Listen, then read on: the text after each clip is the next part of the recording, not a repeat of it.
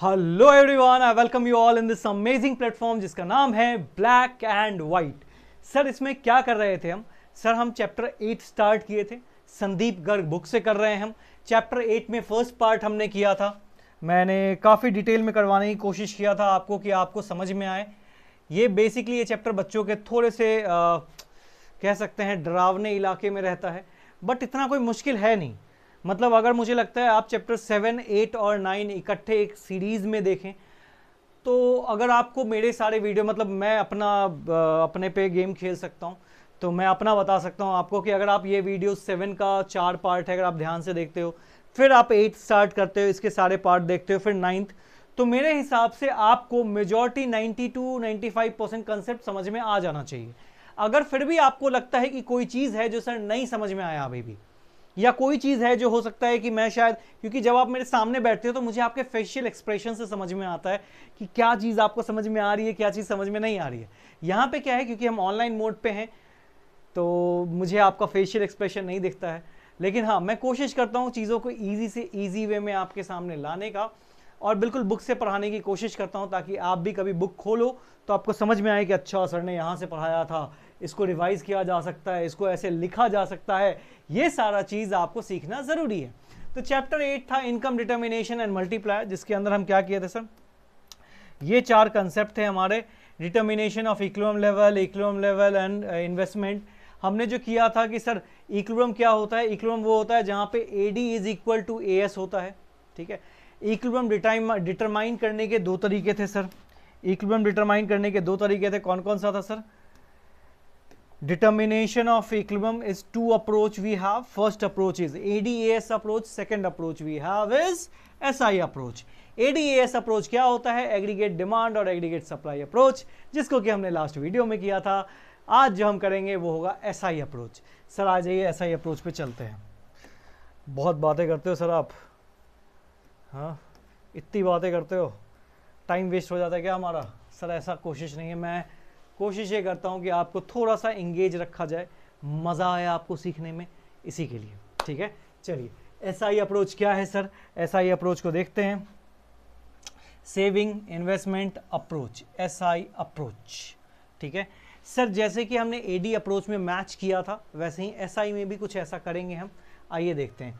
अच्छा, आपको ना क्वेश्चन दिया जा सकता है, जहाँ पे आपको एक क्वेश्चन देगा, let's suppose consumption, income, autonomous investment, ये दे दिया, और बोलेगा इक्विलिब्रियम निकाल के दिखाओ इसमें विथ ADAS अप्रोच या फिर SI अप्रोच। जो भी बोलेगा आप उसको लगा के इक्विलिब्रियम निकाल सकते हो। तो ADAS से तो निकालना आ गया है आपको, आज जो आप सीखोगे वो SI से सीखोगे। आ जाओ,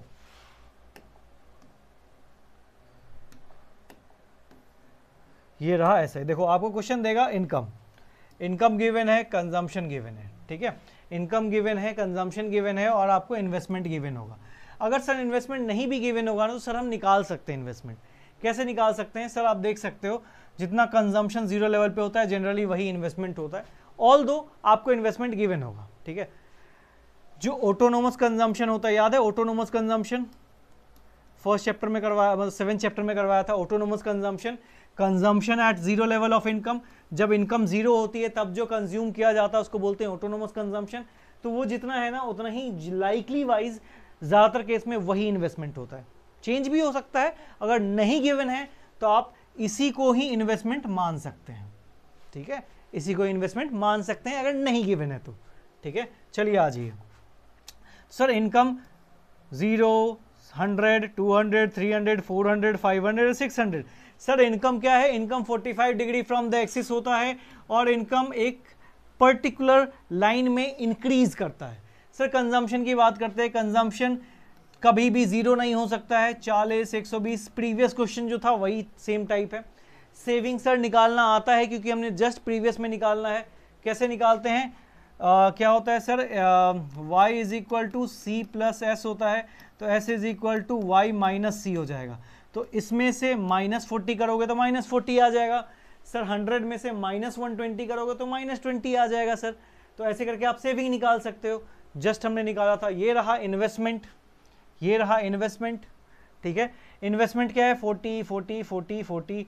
तो यहाँ से देखो SI अप्रोच, हालांकि हम SI अप्रोच वहाँ भी कर सकते थे बट यहाँ भी समझो, वहाँ पे हमने क्या किया था, अलग से पहले AD निकाला, फिर हमने AS निकाला, फिर जहाँ पे AD/AS इक्वल हो रहा था उसको हमने इक्विलिब्रियम माना था।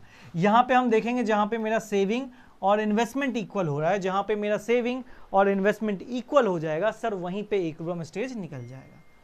यानी आप चाहे किसी भी क्वेश्चन को SI अप्रोच से करो या AD/AS अप्रोच से करो, आंसर सेम ही आता है सर, आंसर डिफर नहीं करेगा आपका, ठीक है। तो जहां पे हमारी सेविंग और इन्वेस्टमेंट इक्वल हो जाता है सर, उसको बोलते हैं इक्विलिब्रियम स्टेज। यानी ये जो 400 रुपये था ये हमारा इक्विलिब्रियम था।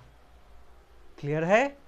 इसको बोलते हैं SI। सर बहुत आसान है सर, इतना आसान पढ़ा दिया आपने, मज़ा ही आ गया सर। अब फालतू में मेरे को बोला जा रहा था ये मुश्किल होगा सर, ये तो बहुत आसान निकला। चलिए सर आगे बढ़ते हैं सर, ये इसको बढ़ाते हैं। अच्छा, इसको ग्राफिकल रिप्रेजेंटेशन भी दिया गया है, ठीक है। देखो आपको याद होगा इनकम हमेशा 45 डिग्री फ्रॉम द एक्सिस जाता है, ये इनकम है, ठीक है। कंजम्पशन हमेशा ऐसे जाता है, ये कंजम्पशन रहा होगा, ठीक है सर। इन्वेस्टमेंट, ऑटोनोमस इन्वेस्टमेंट क्या होता है? ये इन्वेस्टमेंट है। यहाँ भी एक आता था इन्वेस्टमेंट वाली लाइन, याद होगी आपको, मैं बना दे रहा हूँ। तो ये है C+I AD इन दोनों का जोड़। यानी इस लाइन को उठा के अगर आप यहाँ डाल दोगे, सोचो ये जो पैरामीटर्स है ना, ये जो बॉक्स है, इसको उठा के यहाँ डाल दोगे तो एक पैरेलल लाइन बन जाएगा। तो आप समझो क्या कर रहे हो, इस पूरे बॉक्स में इस पूरे बॉक्स को जोड़ रहे हो, ठीक है। समझना, ये पूरा जो है, ये पूरा क्या है सर, ये है कंजम्पशन और ये है इन्वेस्टमेंट। तो कंजम्पशन और इन्वेस्टमेंट को ऐड करेंगे तो कंजम्पशन ये है, इन्वेस्टमेंट को ऊपर उठा के डाल दो तो AD = C+I निकल गया सर, ठीक है। C+I, यहाँ पे C+I हो गया। यहाँ पे क्या है, सेविंग में वापस से इन्वेस्टमेंट लगाया हमने, तो ये जो ऊपर जा रहा है ऊपर जा रहा है ऊपर जा रहा है ये। अच्छा, इस पॉइंट को, अच्छा थोड़ा सा मैं इसको और क्लियर करूँ, समझना। ये देखो पिछले चैप्टर में मैंने ये करवाया था, जहाँ पे कैसे बताऊँ आपको, यहाँ देखो मुश्किल ना हो आपके लिए समझना, 1 मिनट के लिए बात, ठीक है। छोटी सी बात है, मैं थोड़ा ज़्यादा इसमें चीज़ें एक ही चीज़ में समझाने की कोशिश कर रहा हूँ, समझना। आपको क्या किया मैंने, सबसे पहले ये था हमारा इनकम, ठीक है। यहाँ पे Y = C हो गया। देखो ये इनकम वाली लाइन है, ये कंजम्पशन वाली लाइन है, ठीक है। ये इनकम वाली लाइन है, ये कंजम्पशन वाली लाइन है, ठीक है। ये देखो ये कंजम्पशन वाली लाइन है और ये इनकम वाली लाइन है। तो ये Y = C जहाँ पे होता है वहाँ पे सेविंग 0 होता है, याद है सर। जहाँ पे इनकम = कंजम्पशन होता है वहाँ पे सेविंग 0 होता है। अब इसमें मैंने क्या किया, इसमें मैंने I ऐड कर दिया, तो ये लाइन जो बना ये बना AD, ठीक है। यहाँ भी ऐड कर दिया। अब ये जो पॉइंट है ना सर, ये जो पॉइंट है, ये जो पॉइंट है, ये है इक्विलिब्रियम स्टेज, ये है इक्विलिब्रियम स्टेज, चाहे वो SI से हो चाहे AD/AS से हो, ठीक है, AD/AS से हो। सर मैं एक काम करता हूँ, इसको ना अच्छे से और समझाता हूँ। मेरे हिसाब से अगर आपको समझ में आया ना तो काफ़ी चीज़ें आपकी क्लियर हो जाएंगी। आ जाओ,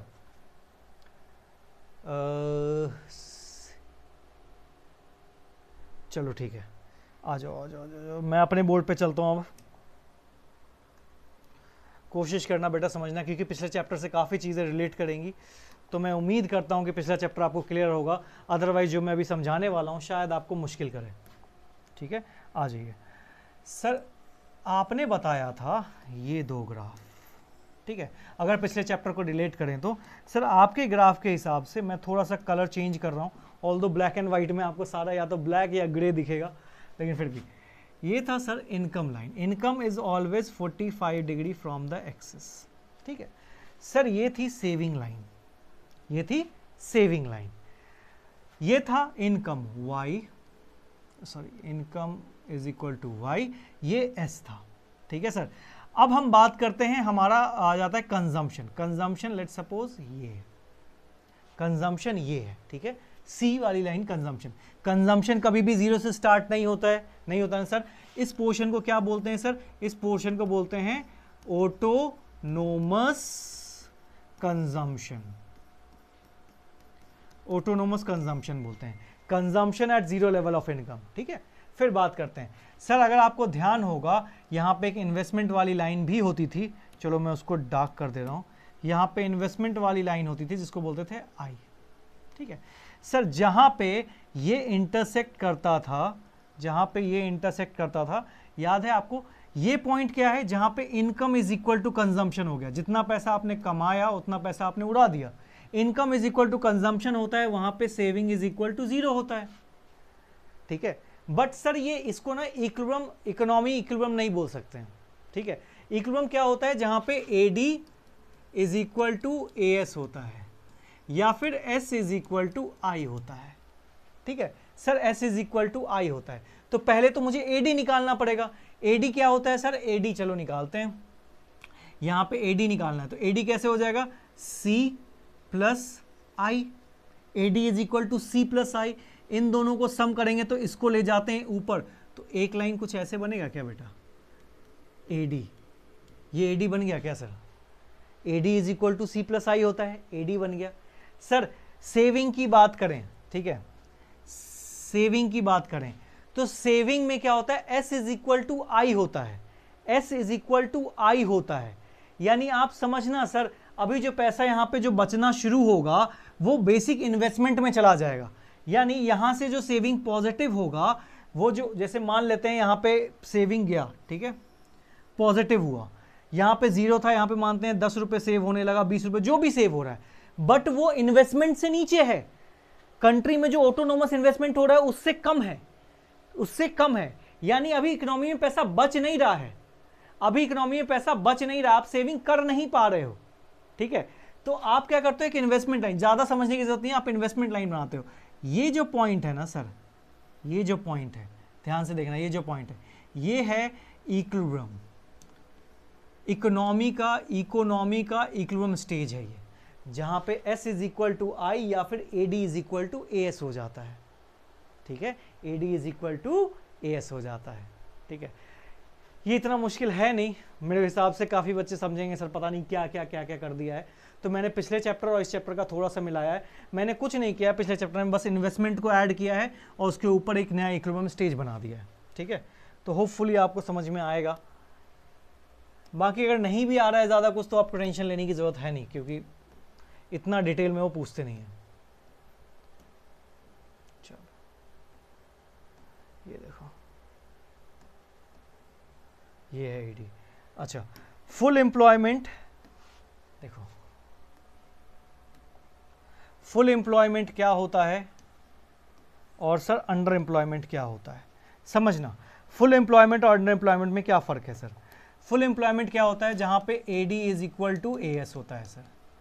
अंडर एम्प्लॉयमेंट भी वही होता है जहां पे AD is equal to AS। क्या बात कर रहे हो सर, फिर दोनों जगह तो सेम ही लिख दिया आपने। फुल एम्प्लॉयमेंट जहां पे aggregate demand is equal to, देखो aggregate demand is equal to aggregate supply.